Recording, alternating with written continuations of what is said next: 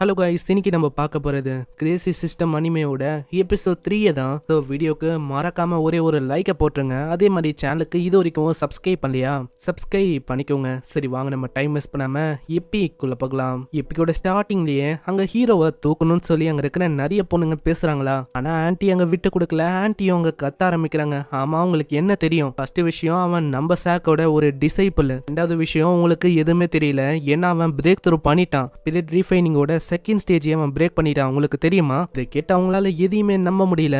என்னது, உன்னால இது வரைக்கும் ஒரு விஷயத்த கூட பிரேக் த்ரூ பண்ண முடியாது, உன்னால எப்படி அதை பண்ண முடிஞ்சது? ஆமா, நீங்க வந்து என்ன யோசிச்சீங்க? உங்களோட டிசைபிள்ஸுக்கு அந்த பொசிஷனை தரலான்னு யோசிச்சீங்க. ஆனா உண்மையை சொன்னா அதுக்கு தகுதியானவனா அது நம்ம ஹீரோ தான். ஏன் இத்தனைக்கும் 3 பேரை கூட அவன் சண்டை போட்டிருப்பான். நம்மளுக்காக அவன் போறான்னா, நம்மளோட ரெப்புடேஷன் வந்து விழக்கூடாதுன்னு சொல்லி. அங்க இதனால மத்தவங்களால எதுவுமே பேச முடியல. அங்க மத்தவங்க கிட்ட அவங்க கேக்குறாங்க, இதுக்கு வந்து ஓகே தானே, உங்களுக்கு ஏதாச்சும் பிரச்சனை இருக்கா? அங்க யாராலையுமே எதுவும் சொல்ல முடியல. எல்லாருமே அங்க கம்மன் ஆயிடுறாங்க. இதனாலே என்னவோ தெரியல, நம்ம ஹீரோக்கு இதுதான் ஒரு மெயின் கோஸ்டாவே கிடைச்சிருக்கும். இப்படியாச்சும் இந்த சாக் உள்ள இருக்கணும், அவனை வந்து தூக்க விடாம பண்ணும். உங்க ஆன்டியாலேயே உன்னோட கோஸ்டம் முடியுது, அவனுக்கு ஒரு 10,000 பாயிண்டோ கிடைக்குது. பரவாயில்லையே, தெரிஞ்சோ தெரியாமலையோ நான் வந்து இதை முடிச்சிட்டேனா? அப்புறம் அங்க ஆன்டியும் கேக்குறாங்க, ஆமா அந்த ஹாங்கு வந்து எப்பதான் வருவாரு? நான் அவருக்காக எப்பத்துல இருந்தோ வெயிட் பண்ணிருக்கேன். ஹாங்கு ரெஸ்ட் எடுக்கிறாரு, வராரு, அதனால கொஞ்ச நேரம் ஆகும். நான் உனக்காக தான் ஹாங்கியே கூப்பிட்டுருக்கேன் தெரியுமா? ஏன்னா உன் கையில அந்த க்ளவ் வந்து நல்லா இருக்கு. ஆனா ஏதாச்சும் ஒரு நீளமான வெப்பன் கண்டிப்பா உனக்கு தேவைப்படும். ஏன்னா ஒரு நீளமான வெப்பன் இருந்தா கண்டிப்பா உனக்கு அது பேட்டில்ல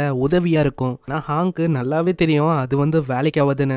நம்ம ஹீரோ கிட்ட இருக்கிற அந்த ஃப்ரோசன் ஃபிஸ்ட் அது வந்து ஆர்டினரியா தெரியலாம், ஆனா அது ரொம்ப பயங்கரமான வெப்பன். போக போக அது இன்னமும் பயங்கரமா மாறும். அது முன்னாடி இந்த ஆர்டினரியான வெப்பன்லாம் ஒண்ணுமே இல்ல. அது முன்னாடி இவங்களால பெருசா என்ன மேக் பண்ண முடியும்? இதுக்கப்புறம் அங்க ஹாங் வராரு. ஹாங் வந்து ஒரு வயசானவரு தான். அவரோட ஸ்பிரிட் ரீஃபைனிங் அதுவும் லெவல் 3ல தான் இருக்கு, ரொம்ப கம்மி தான். இவரை போய் எதுக்கு எல்லாருமே மாஸ்டர்னு சொல்றாங்க? ஒரு ஸ்பிரிச்சுவல் வெப்பனை உருவாக்க முடியுமா? உருவாக்குனாலும் அது வந்து ஸ்ட்ராங்கா இருக்குமான்னு எனக்கு சரியா தெரியல. ஆன்ட்டியும் ஹாங் கிட்ட கேக்குறாங்க, ஹாங் ப்ளீஸ் எங்களுக்கு வந்து ஒரு 3 ஸ்பிரிச்சுவல் வெப்பனை உருவாக்கி தர முடியுமா? கண்டிப்பா, இருந்தாலும் அதெல்லாம் உருவாக்குற மூட்ல நான் இப்போ கரண்டா இல்ல. சரி, உங்களுக்கு என்ன வேணும் அதை வந்து கேளுங்க, நான் நிறைவேற்றுறேன். அதுவா, அதை உருவாக்கணும்னா கிட்டத்தட்ட ஒரு 3 கண்டிஷன் இருக்கு. ஃபர்ஸ்ட் கண்டிஷன் என்னன்னா, எங்க ஆளுங்களை நீங்க வந்து டிசைபிளா ஏத்துக்கணும். அதுக்கு ஆன்ட்டி ஓகேன்னு சொல்லிடுறாங்க.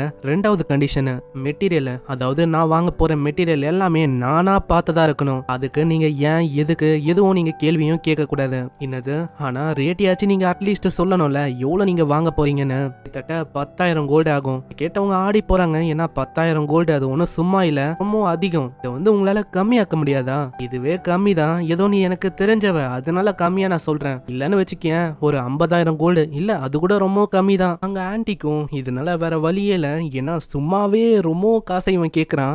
இவன் வந்து விலையை ஏத்திட்டானா இன்னமும் பிரச்சனை ஆயிடும். நம்மளுக்கு வேற வெப்பன் வேற தேவைப்படுது. காசை வந்து நாங்க ரொம்ப அதிகமா கொடுத்தா ஃபியூச்சர்ல எங்களுக்கு வந்து கஷ்டமா இருக்கும். இதனால ஆன்ட்டி ஒத்துக்கிறாங்க. எனக்கு ஓகே தான், அந்த பிரைஸ் வந்து எனக்கு ஓகே. அப்படியா, அப்பனா 3வது கண்டிஷனு கேளுங்க. என்னன்னா, எனக்கு வந்து உங்க சாக்ல இருக்க ஒரு பொண்ணு மேல ஒரு கண்ணு, அவ வந்து எனக்கு வேணும். அவ எனக்கு கம்பேனியனா இருக்கணும். இந்த வயசுலயும் ஜாலியா இருக்கணும்னு ஆளு பாக்குறான். சரி, நான் வந்து அதுக்கும் ஒத்துக்கிறேன். அது வந்து யாரு? அதுவா, அது வேற யாரும் இல்ல, இங்க நிக்கிற இந்த லின்னு, இந்த பொண்ணு தான். இவ எல்லா பக்கத்துலயும் எனக்கு ஓகேவா இருக்கா. இவ எனக்கு போதும். இதை கேட்டு அவ பயந்து போயிடறான். ஏன்னா இந்த அளவுக்கு வெறியா யாரையுமே அவ பார்த்தது இல்ல. நல்லா டைரக்டா நம்ம ஹீரோட கைய பிடிக்கிறா. ஆமா, இவன் வந்து யாரு? அங்க ஹீரோக்கு புரிஞ்சு போயிது, நம்ம லின்னுக்கு வந்து அங்க சுத்தமா இவங்க கூட போறது பிடிக்கவே இல்லைன்னு. அப்படி நம்ம லின்னு அவங்க வேண்ட வெறுப்பா தூக்கின்னு போக ஒத்துக்குனாங்கன்னா நான் வந்து விட போது இல்ல. அங்க ஹாங் கூடவே ஒரு லேடியும் வந்திருக்கும். அது நம்ம ஆன்ட்டி கூட ஒரு டீல போகுது. இது வந்து ஒரு நல்ல ஆஃபர் தானே, நீங்க ஒத்துக்கலாமே. இதனால ஆன்ட்டி அவங்க யோசிக்கிறாங்க.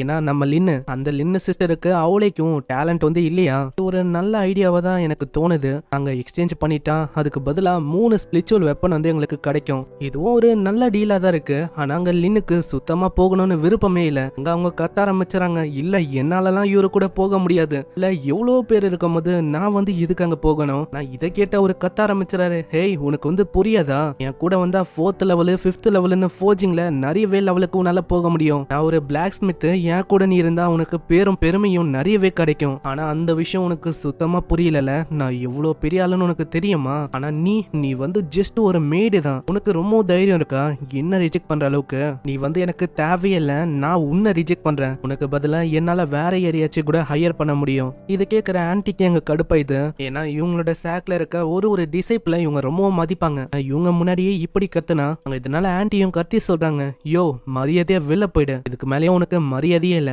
நான் உன்னை எதுக்கு தெரியுமா இங்க வர வச்சேன், அதுக்கு ஒரு காரணம் இருக்கு, அதுதான் உன் மேல இருக்கிற அந்த மரியாதை. ஆனா இப்போ உன் மேல இருக்கிற மரியாதையே எனக்கு போயிடுச்சு. நீங்க இதுக்காக ரொம்ப கஷ்டப்பட போறீங்க. ஏன்னா என்ன தாண்டி இங்க சிறந்த வெப்பனை உருவாக்குற ஆளுங்க யாருமே கிடைக்க மாட்டாங்க. அதனால இப்பயே சொல்றேன், நீங்க ரொம்ப கஷ்டப்பட போறீங்க. யாராலையுமே உங்களுக்கு வெப்பனையும் மேக் பண்ண முடியாது.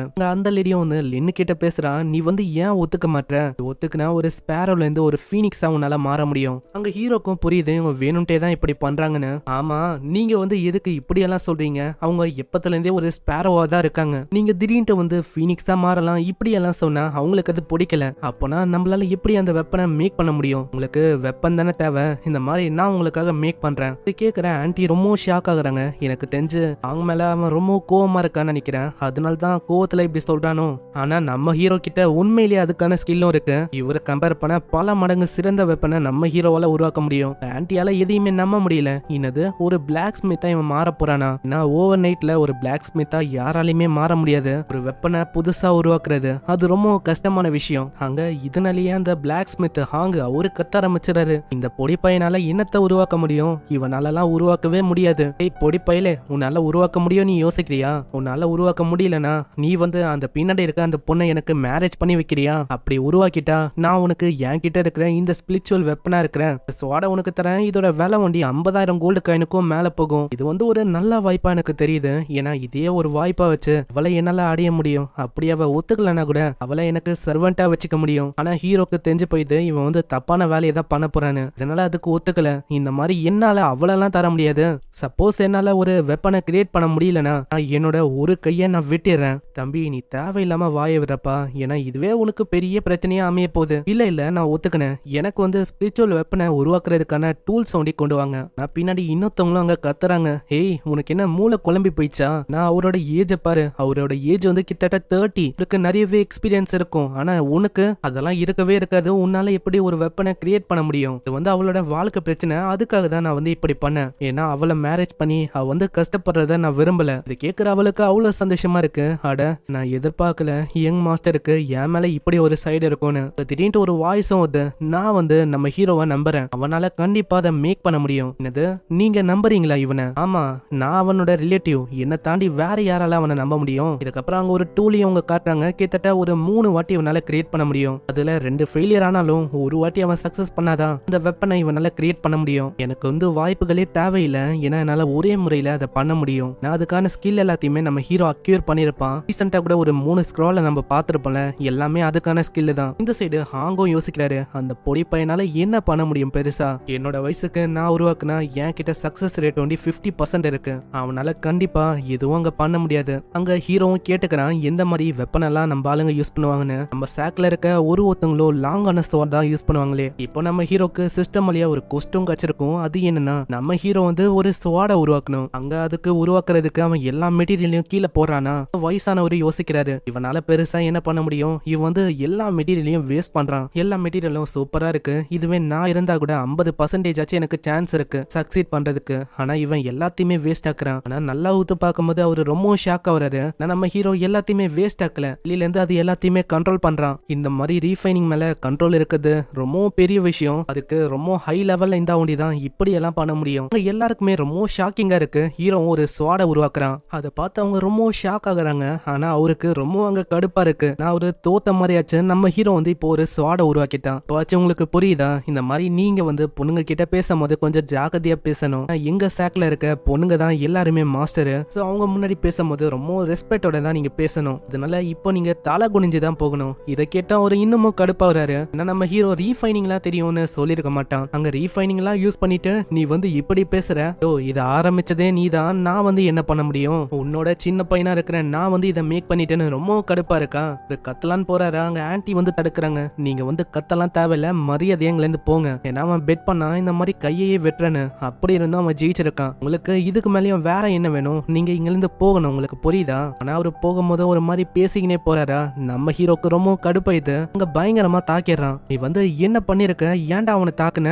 அது ஒன்னும் பிரச்சனை இல்ல, நான் தான் உங்க சாக்ல பேக்ல இருக்கிற ஒரு டிசிப்ளின் இல்லையே. அவர் வந்து என்ன தாக்க வந்தாலும் என்னதான் தாக்க வரணும் சில கண்டிப்பா உங்களுக்கு பிரச்சனை வராது. அங்க அவரு ஓடியே போயிடுறாரு. இந்த சைடு நம்ம ஹீரோ வந்து சொல்றான், என்னால இதே மாதிரி இன்னமும் நிறைய மேக் பண்ண முடியும். அவனுக்கு எட்டர்னல் ஃபயர்னு ஒரு ஸ்கில்லும் கிடைச்சிருக்கும். அதை வச்சு அங்க ஏகப்பட்டதை மேக் பண்றானா. எல்லாமே மிட் கிரேட்ல இருக்க ஒரு ஸ்வாடு தான். அதை பார்த்து அவங்க ரொம்ப ஆச்சரியமாறாங்க. இது வந்து போதும், உங்களோட பேலஸ்ல இருக்க ஒருத்தங்களுக்கும் நம்ம வந்து இதை எல்லாருக்குமே கொடுத்தாலே போதும், நம்மள ஃபியூச்சர்ல யாருமே தாக்க கூட வர மாட்டாங்க. ஹீரோக்கு அங்க ஃபோர்ஜிங் ஸ்கில் வந்து ஏறி இருக்குமா. அவன் சிஸ்டம் கிட்ட கேட்கறான், அப்படின்னா என்னால மத்த விஷயத்தையும் பார்க்க முடியுமா? என்னோட ஆன்டிக்கு என்ன எவ்வளவு பிடிக்கும் அதையும் அவனால பார்க்க முடியுது, அதுக்காக இவன் வியடா சிரிக்க அவங்க பார்த்து யோசிக்கிறாங்க, என்ன இவன் வியடா ஏதோ சிரிக்கிறான். இந்த சைடு அங்க இப்பதான் ஒரு உண்மையை சொல்றான், அவனால ஸ்வாட் ஒண்டி மேக் பண்ண முடியாது, அதுக்கும் மேல நிறையவே பில்ஸையும் மேக் பண்ண முடியுமா. இதை கேட்டு அவங்க ஆடி போறாங்க. ஏன்னா பில்ஸை மேக் பண்றதும் சாதாரணமான விஷயம் இல்ல. இனிமே நான் வெளியில எல்லாம் பில்ஸ் எல்லாம் வாங்க தேவையில்லப்பா. அதே மாதிரி நம்ம ஹீரோ வந்து ஒரு ஐடியாவை கொடுக்கறான், அதை வித்தா இன்னமும் ரீஃபைன் பண்ண முடியும்ல. அது அவங்களுக்கு நல்ல ஐடியா இருந்தோ வந்து இங்கேயே இந்த எபிசோட முடியுது. இதுக்கப்புறம் தான் இன்னமும் வேற லெவல்ல போகும். ஏன்னா இன்னமும் ஏகப்பட்ட ஸ்கில்ஸ் நம்ம ஹீரோக்கு கிடைக்கல. இன்னமும் சில பல ஃபைட் எல்லாம் நடக்கும். அதெல்லாம் பாக்குறதுக்கு தயாரா இருங்க. மறக்காம வீடியோக்கு ஒரே ஒரு லைக்கை போட்டுருங்க. அதே மாதிரி இது வரைக்கும் நம்ம சேனலுக்கு சப்ஸ்கிரைப் பண்ணலையா, சப்ஸ்கிரைப் பண்ணிக்கோங்க. நான் உங்களை நெக்ஸ்ட் எபிசோட்ல சந்திக்கிறேன். தேங்க்யூ ஃபார் வாட்சிங். சைனரா.